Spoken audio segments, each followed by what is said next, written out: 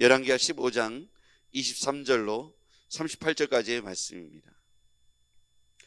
열왕기하 15장 23절의 말씀. 유다의 왕 아사랴 제15년에 므나헴의 아들 부가히야가 사마리아에서 이스라엘의 왕이 되어 2년간 다스리며 여호와께서 보시기에 악을 행하여 이스라엘로 범죄하게 한 느밧의 아들 여로보암의 죄에서 떠나지 아니한지라. 그 장관 르말랴의 아들 베가가 반역하여 사마리아 왕궁 호이소에서 왕과 아르곱과 아리야를 죽이되 길앗 사람 50명과 더불어 죽이고 대신하여 왕이 되었더라. 부가히야의 남은 사적과 그가 행한 모든 일은 이스라엘의 역대 지략에 기록되었니라. 유다의 왕 아사랴 제15년에 르말랴의 아들 베가가 이스라엘의 왕이 되어 사마리아에서 20년간 다스리며 여호와께서 보시기에 악을 행하여 이스라엘로 범죄하게 한 느밧의 아들 여로보암의 죄에서 떠나지 아니하였더라. 이스라엘의 왕 베가 때에 아수르 왕 디글랏 빌레셀이 와서 이온과 아벨벳 마가와 야노아와 게데스와 하솔과 길르앗과 갈릴리와 납달리 온 땅을 점령하고 그 백성을 사로잡아 아수르로 옮겼더라. 우시아의 아들 요담 제20년에 엘라의 아들 호세아가 반역하여 르말랴의 아들 베가를 쳐서 죽이고 대신하여 왕이 되니라. 베가의 남은 사적과 그가 행한 모든 일은 이스라엘의 왕 역대 지략에 기록되니라. 이스라엘의 왕 르말랴의 아들 베가 제2년에 유다 왕 우시아의 아들 요담이 왕이 되니 나이가 25세라. 예루살렘에서 16년간 다스리니라. 그의 어머니의 이름은 여루사라 사독의 딸이더라. 요담이 그의 아버지 우시아의 모든 행위대로 여호와께서 보시기에 정직히 행하였으나 오직 산당을 제거하지 아니하였으므로 백성이 여전히 그 산당에서 제사를 드리며 분향하였더라. 요담이 여호와의 성전의 윗문을 건축하니라. 요담의 남은 사적과 그가 행한 모든 일은 유다 왕 역대 지략에 기록되지 아니하였느냐. 그때 여호와께서 비로소 아람 왕 르신과 르말랴의 아들 베가를 보내어 유다를 치게 하였더라. 요담이 그의 조상들과 함께 자매 그의 조상 다윗성에 조상들과 함께 장사되고 그의 아들 아하스가 대신하여 왕이 되니라. 아멘. 한 주간의 첫날 월요일날 이곳에 함께한 주의 자녀들 여러분을 주의 이름으로 축복합니다. 한 주간도 믿음 안에서 말씀 안에서 승리하기를 주의 이름으로 축복합니다. 우리가 큐티할 때 주안점으로 둬야 될 게 하나님이 이 본문을 통해서 우리에게 무엇을 말씀하시는가를 봐야 된다고 그랬죠. 자, 오늘 여기에서 보면 하나님이 주어로 등장하는 것을 볼 수 있어요. 24절에 보면요, 여호와께서 보시기에 악을 행하여 이스라엘을 범죄하겐 느밧의 아들 여로보암의 죄에서 떠나지 아니한지라. 사마리아에서 이스라엘의 왕이 된 유다의 왕 아사랴, 므나헴의 아들 부가히야가 이렇게 나오죠. 근데 여기서 보면 므나헴의 아들 부가히야가 왕이 되었지만 이 왕이 된 것에 있어서의 이 본문의 주어는 부가히야가 주인공이 아닙니다. 24절에 여호와께서 보시기에 악을 행하여, 거기다가 한번 밑줄을 그으시거나 동그라미를 쳐보시죠. 여호와께서 보시기에 악을 행하여. 그 다음에 28절에 보시죠. 여기 똑같이 나오죠. 여호와께서 보시기에 악을 행하여 느밧의 아들, 이스라엘로 범죄하게 한 느밧의 아들 여로보암의 죄에서 떠나지 아니하였다. 24절과 28절의 말씀이 똑같이 나옵니다. 24절에도 여호와께서 보시기에 악을 행하여 이스라엘로 범죄하게 한 느밧의 아들 여로보암의 죄에서 떠나지 아니하였다. 주인공만 아니 여기 보면 등장인물만 바뀔 뿐이지 똑같이 나오죠. 유다의 왕 23절 27절에 보면 유다의 왕 아사랴 제50년에 므나헴의 아들 부가히야, 그리고 27절에도 보면 유다의 왕 아사랴 제52년에 르말랴의 아들 베가 이렇게 나오는데요. 북이스라엘의 왕이 된 사람들을 말하는 건데 이 공통점이 있어요. 여기에서 보면 하나님께서 보시기에 이 사람들이 어떤 왕이었냐는 거예요. 하나님이 보시기에 악을 행했다는 거예요. 그 기준은 뭐냐면 악행의 기준이 된 사람이 나오는데 여로보암의 죄에서 떠나지 않았다. 그러니까 여로보암과 같이 똑같은 길을 걸었다는 뜻인데 여로보암은 어떤 죄를 범했냐면 금송아지를 숭배했던 우상을 숭배했던 하나님 기준으로 볼 때 악한 왕이었다는 거예요. 그런데 그 이후에 왕이 된 북이스라엘의 이러한 왕도 여로보암의 죄에서 떠나지 아니했다. 그래서 여로보암이 금송아지를 숭배한 것처럼 그들도 똑같이 우상 숭배의 죄에서 똑같이 범했다는 거예요. 우리는 여기서 깨달을 수 있는 교훈이 있습니다. 한 사람을 평가할 때 우리는 이런 말을 해요. 야, 그 사람이 어렸을 때부터 가정 환경이 참 좋지 않았대. 그래서 그 사람이 성격이 모간하고 그렇게 조금 우악스럽고 사람들에게 상처 주는 말을 많이 하고 어렸을 때 어려웠다는 거야. 아버지로부터 그랬고 어렸을 때 너무 가난했고 뭐 이런 얘기들을 합니다. 여러분, 제가 이제 그런 얘기를 들으면서 그게 영향력이 있을 수 있어요. 그렇죠. 저도 그런 영향력 아래 어떤 부분들이 있을 수 있다고 인정할 수 있습니다. 그런데 언제까지 그게 이유가 돼서 내 삶이 그렇게 되는 것을 용인하며 살겠냐는 거예요. 여기서 지금 말하는 건 그러니까 이해한다의 차원이 아닙니다. 오늘 성경 본문은 여로보암의 죄에서 떠나지 아니한 누구 왕에 대해서 하나님께서 악한 왕이라고 여호와 보시기에 악을 행했다고 악한 왕이라고 평가하고 있다는 거예요. 어렸을 때 그렇기 때문에 다 그렇게 된다고 만약에 그것이 진리처럼 받아들인다면 어렸을 때 환경이 너무너무 중요하겠죠. 근데 여러분, 어렸을 때 그랬던 사람들 중에 그렇지 않고 오히려 괜찮게 사는 사람도 많이 있습니다. 그렇죠. 어렸을 때 그랬기 때문에 그런 거야 우리가 이해하려고 말하는 것뿐이지 어렸을 때 그렇기 때문에 반드시 그렇게 되는 건 아니라는 겁니다. 오히려 어렸을 때 너무 학대를 받거나 너무 불공평한 대접을 받은 사람들 중에 나는 어른이 되어서 이런 인생을 바꿀 거야, 이걸 그대로 받아들이지 않고 내 인생을 바꿀 거야, 이렇게 어떤 부분에 있어서 결단을 하고 나는 저렇게 살지 않을 거야 라는 목표를 가지고 괜찮게 살아내는 사람도 많이 있습니다. 우리는 어떤 인생을 살겠습니까? 여기서 중요한 기준이 되었던 악의 기준이 되었던 여로보암을 기준으로 보면 여러분, 그렇게 누군가에게 악의 기준이 되고 답습의 기준이 되고 악한 모델이 되는 인생으로부터 여러분 스스로 우리가 어떠한지를 살펴볼 필요가 있어요. 우리가 성인으로서 어른으로서 혹시 누군가에게 이런 악을 행하는 데 있어서 모델이 되고 있지는 않은가?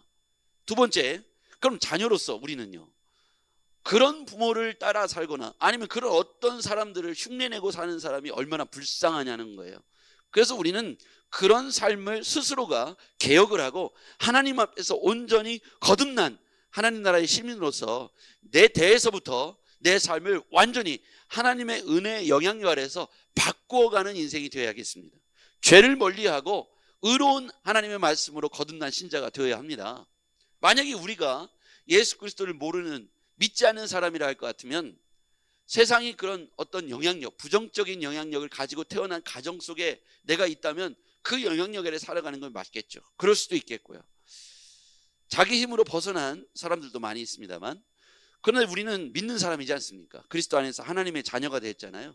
그래서 말씀 안에서 성령 안에서 도움을 힘입어 내 삶에 흐르는 부정적 영향력들을 말씀으로 거듭나고 또 우리 스스로가 그것들을 끊어버리려고 애쓰고 다시 우리의 인생을 새롭게 시작하려고 하는 영적 동기가 우린 있어야 된다고 생각합니다. 우린 능히 성령의 힘으로 그렇게 변화된 인생을 살아가게 될 줄 믿습니다. 네. 제가 어렸을 때 이런 생각을 참 많이 했던 것 같아요. 왜 우리 이렇게 동네 어르신들은 술을 먹고 저렇게 실수들을 많이 하실까? 네, 그런 생각을 많이 했어요. 그런데 제가 명절날 이렇게 동네에서 보면 그 자녀들도 똑같아. 그 자녀들도 그게 그렇게 싫었고 저하고 똑같은 걸 봤었을 텐데, 그게 뭐냐면 농한기 때, 농번기 때 말고 농한기 때 보면 그 약주들을 하시고 길바닥에 누워있는 분들이 시골에 가면 참 많이 있었어요. 그걸 리어카에 실려가시고 집에 가시고. 그래서 제가 어린 나이지만 왜 저렇게 살까에 대한 물음표가 있었어요. 그런데 그 자녀들 때도 그런 삶을 그대로 살아가는 사람들이 굉장히 많습니다. 그걸 왜 적극적으로 벗어나질 못할까?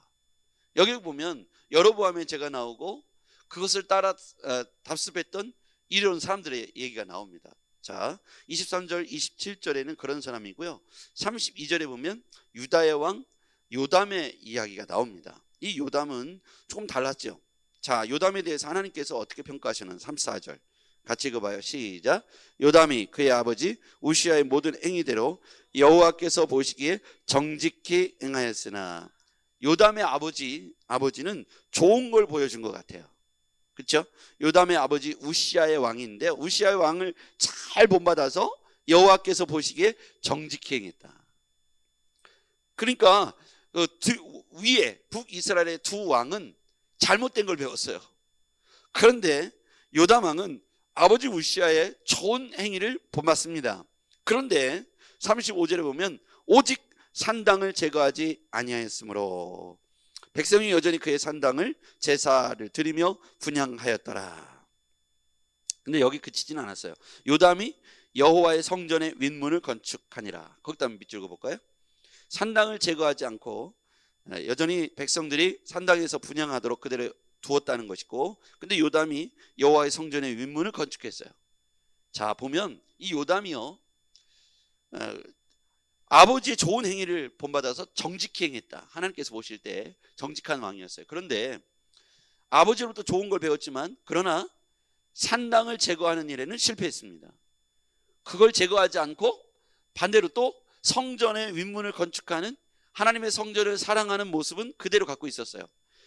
이게 병존한 것이죠. 그러니까 우상을 숭배하는 것도 그대로 인정하고 하나님의 성전을 새롭게 보수하고 건축하는 것도 그대로 했다는 거예요.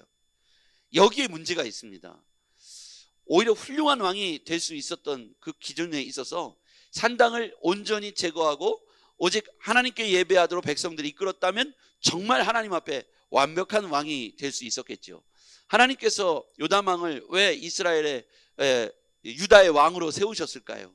그로 하여금 우상 숭배를 배격하고 하나님의 백성들로서 이 백성들을 앞뒤 좌우 사방을 모르고 우상을 숭배하는 이 백성들로 하여금 우상 숭배를 그치고 오직 하나님께만 돌아올 수 있도록 왕으로 세우셨는데, 이 왕들이요 오히려 그러한 죄를 사람들에게, 백성들에게 짓도록 방조했다는 거죠.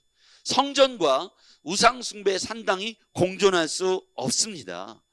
우리 안에 성전과 우상 숭배의 산당이 공존하고 있고 우리 가정 안에 그런 것이 있고 예배당 안에 그런 게 있다면 우린 단호하게 이 우상 숭배의 산당을 제거해야겠습니다. 이것이 하나님이 기뻐하시는 거고 복음 안에서 거듭난 신자의 태도라고 생각합니다. 여러분과 우리 모두에게 혹시 내 마음속에 병존하고 공존하고 있는 이 우상의 문제, 하나님이 기뻐하지 않은 죄가 내 안에 여전히 공존하고 있다면 단호하게 하나님의 거듭난 신자로서 버리고 벗어나고 그것들을 내 안에서 제거하기를 주의 이름으로 축복합니다. 자, 오늘 우리는 이 말씀을 통해서 중요한 것들을 보게 됩니다. 부모가 어떤 것을 보여주냐가 되게 중요하죠. 그렇죠? 요담 왕이 우시아 왕으로부터 좋은 걸 배웠다 그랬어요. 정직한 왕이 되었어요. 우리 자녀들에게 뭘 보여주는 게 굉장히 중요합니다. 한 사람의 영향력이 굉장히 중요하죠. 부모로서, 선생님으로서, 또는 어른으로서, 교회 안에 저는 이제 목회자로서, 목사로서, 여러분은 권사님, 장로님, 집사님, 성도로서 여러분이 누군가에게 한 사람의 영향력을 끼치고 있다는 것을 잘 기억하길 바랍니다. 여러분의 자녀들이 혹은 여러분의 있는 주변의 친구들이 여러분을 향해서 뭔가 모델링 할 수 있다는 것을 항상 경계로 삼아야 돼요. 여러분을 본받고 있다는 걸 경계로 삼아야 돼요. 여러분이 하시는 말씀, 태도, 여러분이 하시는 어떤 언행들을 누군가는 예의주시하고 있고 영향을 받고 있다는 거예요. 그러니까 여러분들이 좋은 영향력을 줄 수 있는 신자가 되기를 바랍니다. 그래서 누군가는 여러분을 지금 지켜보고 있다는 거거든요. 그래서 오늘 보면 이 세 사람이 나오는데 이 세 사람이 오실 때 중요한 기준이 뭐였냐면 여호와 보시기에 어떠했는가요. 오늘 23절, 27절, 32절에 공이 세 사람이 등장하는데 여기에 대해 그 밑에 바로 따라오는 평가가 뭐냐면 여호와 보시기에 악을 행했다, 여호와 보시기에 악을 행했다, 여호와 보시기에 정직했다. 이렇게 세 명의 평가가 갈립니다. 그런데 위에 두 명은 그 위로부터 내려오는 악을 그대로 답습한 거예요. 근데 요담 왕은 아버지 우시아가 좋은 걸 보여줬던 것 같아요. 정직히 행했다. 그런데 이 요담 왕이 칭찬을 받을 수 있음에도 불구하고 그가 악을 행한 것은 아니라 정직히 행했으나 중요한 건 산당, 부모로부터 쭉 내려오던 산당을 제거하지 못했어요. 그 산당을 그대로 백성들에게 용인하고 그것이 문제가 되는 것이죠. 자, 오늘 우리가 분별해서 하나님 앞에서 버려야 될 것과 취해야 될 것을 분별하고요, 우리 대대로 내려오는 것이 악한 것이라면 우리 때에서 정리하고 내가 하나님의 자녀, 거듭난 백성으로서 내 삶을 뒤바꿀 수 있고 하나님의 자녀가 되는 은혜가 있기를 주의 이름으로 축복합니다. 믿음의 1대, 2대, 3대, 4대를 살아가는 사람들의 특징을 보면 그 자녀들 때에서 평강이 흘러가고 하나님을 경외하며 늘 하나님을 의식하며 살아가는 몸에 밴 성도로서, 신자로서의 언행과 삶을 보게 돼요. 믿음의 1대, 2대, 3대, 4대가 굉장히 중요하더라고요. 저만 해도 믿음의 1대였습니다. 물론 이제 제가 거꾸로 부모님을 전도한 케이스죠. 그래서 우리 교회에 이제 권사님을 계시다가 소천하셨잖아요. 저는 어렸을 때부터 꽤 오랜 시간 제가 믿음의 1대로 살아가야 되니까 그걸 배운 적이 별로 없는 거예요. 하나님 앞에서 내가 어떻게 살아가야 될지, 어떻게 기도해야 될지, 인생에 문제가 생기면 내가 어떻게 풀어야 될지를 그걸 부모로부터 배운 적이 없는 거죠. 그 영향력이란 상당하거든요.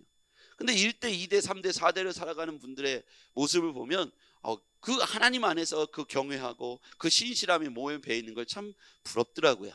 제가 신학교에 시험을 봤어요. 그때 6대 1의 경쟁률이 있었거든요. 60년 뽑는데 343명이 응시를 했으니까 그 당시에는 그렇게 신학교에 은혜 세대가 많았어요. 이렇게 통과를 했는데 면접을 보는데 면접이 이제 3명이 동시에 앉아 있고 앞에 4명의 구약 교수님들이 앉아가지고 면접을 보는데 도포를 다 입었던 구약 교수님이 저에게 질문했어요. 우리에게 질문을 했어요. 자네는 믿음의 몇 대인가? 저는 1대잖아요. 그러니까 예, 1대입니다. 자네는 몇 대인가? 예, 3대입니다. 근데 그 자리에서 제가 분명히 기억하는데 자네는 합격이네 그러는 거예요. 얼마나 황당합니까? 그죠? 저는 1대로서 핍박을 이겨내고 그 자리에 왔으면 칭찬받아야 되는데 그 사람은 합격이라는 거예요. 근데 이제 구약적 개념에서 이제 저도 이제 성경을 그 위에 보다 보니까 그 말에 다 동의는 안 되는데 그 말이 이해가 되기 시작하더라고요. 그러면 이제 여러분들에게 묻고 싶어요. 여러분 몇 대이십니까? 1대가 많으시죠? 1대 한번 손들어 보시죠. 1대. 예, 저도 1대니까 억울해하지 마시고 손들으세요. 1대. 예, 내리세요. 나는 2대. 나는 3대. 복 받은 줄 알아요. 복 받은 줄 알아요. 여러분 합격. 합격. 1대. 우리는 뭐요? 이제 우리가 가문을 바꾸고 민족을 바꾸고 내 인생을 바꾸기를 제 이름으로 축복합니다. 2대, 3대는 받은 은혜가 커요. 그러니까 더 열심히 헌신해야 돼. 여러분이 4대에게 물려주도록, 5대에게 물려주도록 여러분이 그런 믿음의 대수를 이어가야 돼요. 그런데 각자에게 부여받은 사명이 있어요. 1대거든 2대, 3대에게 그 영향력을 믿음으로 주어야 돼요. 내게 흘러오는 이 악한 죄가 있다면 끊어버려야 돼요. 위로부터 오던 걸 끊어버리고 단호하게 산당을 제거하시기를 바랍니다. 성전을 사모했으니까 그것만 아니라 산당도 제거해야 되는 거예요. 그걸 못하니까 내 밑에 있는 아들이 이 요담왕이 산당을 제거하지 못함으로 여호와께서 보시기에 정직했으나 이 산당을 공존했다는 것이 이게 가장 실책이라는 거예요. 그래서 어떻게 되냐면 요담왕 뒤에 하나님께서 여호와께서 37절에 보면 그렇게 공존했던 그 성전과 산당을 공존했기 때문에 37절에 어떻게 돼요? 그때 여호와께서 비로소 아람왕 르신과 르말야의 아들 베가를 보내요. 그러니까 연합군이에요. 북이스라엘과 아람왕이 같이 쳐들어와요. 어디요? 유다를요. 여호와께서 유다를 치게 하셨다 그랬어요. 이게 무서운 거예요. 그렇죠? 요담왕이 정직히 행했는데 거기까지는 좋았는데 산당을 그대로 둬서 백성들에게 죄를 짓도록 방조한 거예요. 그렇죠? 그걸 알고 있으면서 방조한 거예요. 그런데 요담왕은 잘해보겠다고 성전도 건축했어요. 그럼 하나님이 좀 봐줄 줄 알았어요. 그게 아니에요. 여호와께서 연합군을 보내서 요담왕을 치게 하셨다. 주어가 하나님이에요. 그렇죠? 여호와께서 치게 하셨다는 거예요. 그걸 우리는 잘 기억해야 돼요.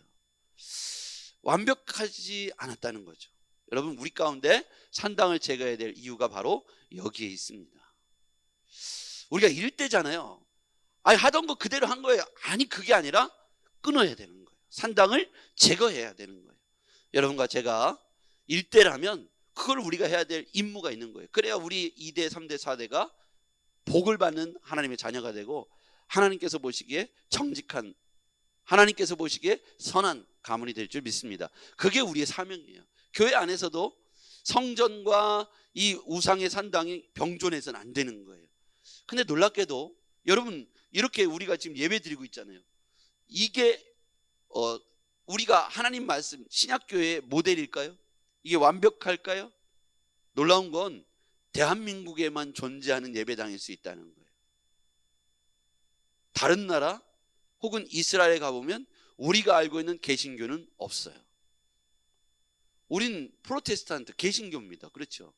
그래서 원래 쫙 위로 올라가면 전혀 우리와 다른 형태의, 어찌 보면 캐톨릭의 문화에 비슷한 것이 예루살렘에 그대로 있어요. 그럼 우리가 놀래죠. 우리가 아는 건 이렇게 생긴 예배당인데 순서고 예배도 이렇게 하는데, 우리가 2000년이라는 시간이 흐르고 나라와 민족이 여러 번 바뀌면서 우리에게 전달되면서 언어가 바뀌고 해석이 바뀌고 문화가 들어가면서 우리만의 문화가 그 안에 가미되어 있는데, 그게 성경적인 것처럼 전통을 성경과 착각하는 분들이 굉장히 많다. 우리가 알고 있는 이래야 돼, 목숨을 걸고 지키는 일들이 성경 안에 아닌 게 많다는 거예요. 그래서 목숨을 걸고 있는 게 여러분 여러 개 있어요. 여러 개 있어요. 제가 어렸을 때 시골교회에서 다니는데 드럼을 갖고 왔다면 저는 거기가 이게 이단인 줄 알았어요. 드럼을 치면. 어떻게 하나님이 거룩한데. 그래서 이 강대상에도 우리 막 못 올라왔는데, 지금 막 올라오지만 강대상 위에 못 올라가고 거기는 목사님의 그림자도 못 밟은 시절에 거기에다가 딴따라를 놨다고 말이죠. 난리가 나는 거죠. 그게 우리하고 신앙과 별개의 문제인데 우린 그런 거예요.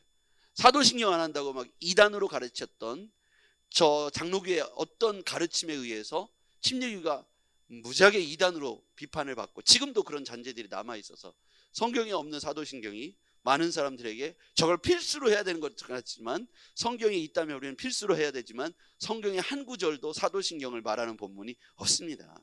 과거에 그 신앙 고백을 한 것이 아니라 그 신앙을 점검하기 위해서 거기에다가 하나님의 영적 요소들을 이렇게 다 분류해서 회의를 통해서, 수백 년간의 회의를 통해서 우리 이렇게 점검하자고 세운 게 사도신경인데, 그걸 안 하면 마치 이단을 감별하는 것처럼 전통을 세워나간 어떤 사람들에 의해서 그게 막 암송되어지고 있는데, 그걸 못 외우면 지옥 갑니까? 아니잖아요. 그렇죠? 예배 시간에 안 하면 지옥 갑니까? 그게 아니잖아요. 이렇게 교회 안에서 한국적 전통들도 얼마나 허비되고 낭비되는 게 많은지 모릅니다. 우리는 수직적 개념으로 해서 앞에다가 수석 장로실, 장로석 따로 만들어 놓고 하는데 성경에 어디도 그렇게 말하고 있지 않습니다. 오히려 낮아지고 끝으로 가라고 했어요. 그렇죠? 근데 우리는 우리 안의 전통들이 그것들을 진리인 것처럼, 성경을 대체하는 것처럼 그렇게 하면서 그것은 이단이야 아니야 하는데, 성경을 가지고 이야기해보면 그것이 글쎄요, 이렇게 되어진 이런 양태는 서양화된 개신교의 형태이고요, 실제로 성지순례를 가보고 성경을 들여다보면 그렇지 않다는 걸 알 수가 있어요. 예배 순서가 어디 성경에 있습니까?